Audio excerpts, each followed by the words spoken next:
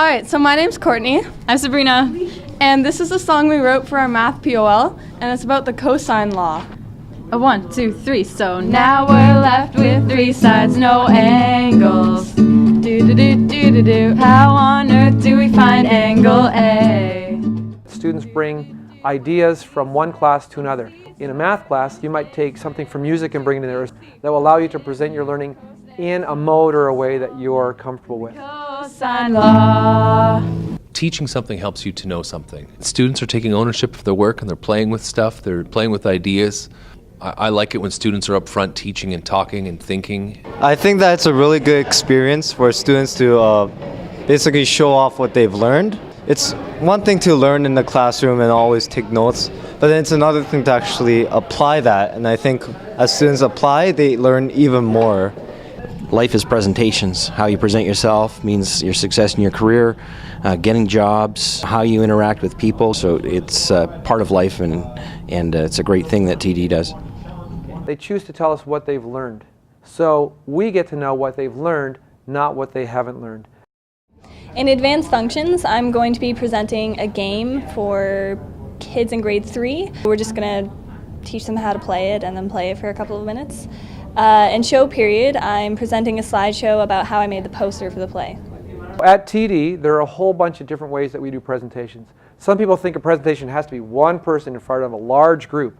Well, that doesn't have to be that way. I learned the functioning of a carbon dioxide fire extinguisher, which I had no idea how they worked. Well, I already made one in geography about transportation in Canada, and I'm making one later in French about a time machine, and I'm going back to Jerusalem in 29 AD. Like what I'm doing in data management is presenting on what the best movie would be. They had to pick a region in France and sell it to the class. In other words, they had to talk about why someone would want to take a trip to this region. Well, in careers, when we did it just today, it's really helpful for students to actually get insight into each other's lives, and somehow they actually get to see each other in a brief little synopsis, which is cool.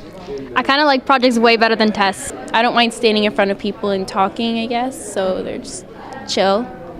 I like doing presentations because they can bring out my creativity, and so then I can show others how creative I am. I love making presentations because I like to perform in front of people, and I consider presentations performing. Not really. I get really nervous. I love making presentations.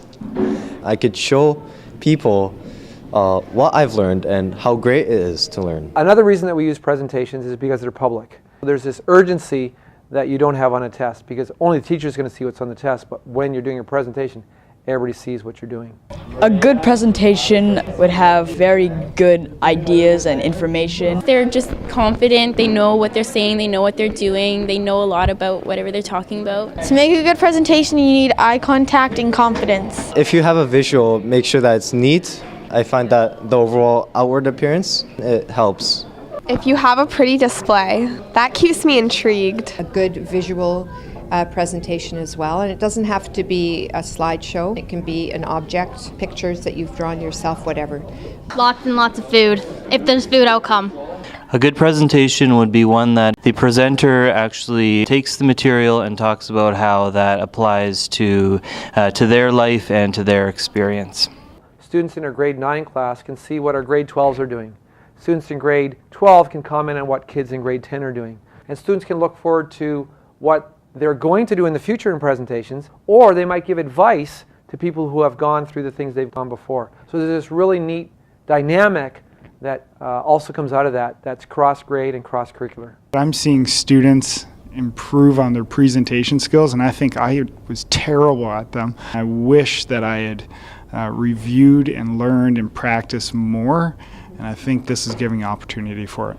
When I was in high school, all of us would have benefited from presentations, and I would have been more prepared for getting a job and having success in a career.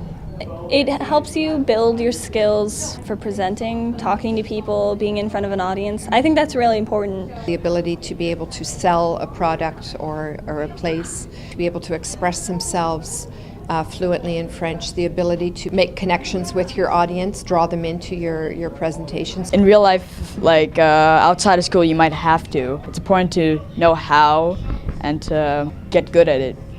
I think presentations of learning work to stretch the student. I think it helps them just to come out of themselves as well. I know it's helped even my own son to do that.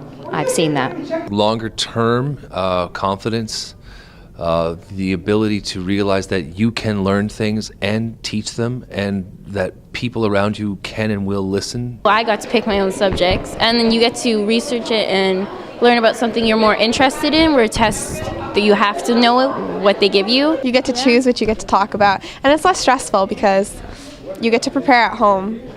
They've been thinking, but it gets them to actually put it into one short little section. It's them teaching the class instead of the teacher teaching, so it's cool. But I think it's kind of like a good way to review for what you know and what you're doing in class. On this day, there's a good buzz of energy, which is sometimes unusual at the end of a semester.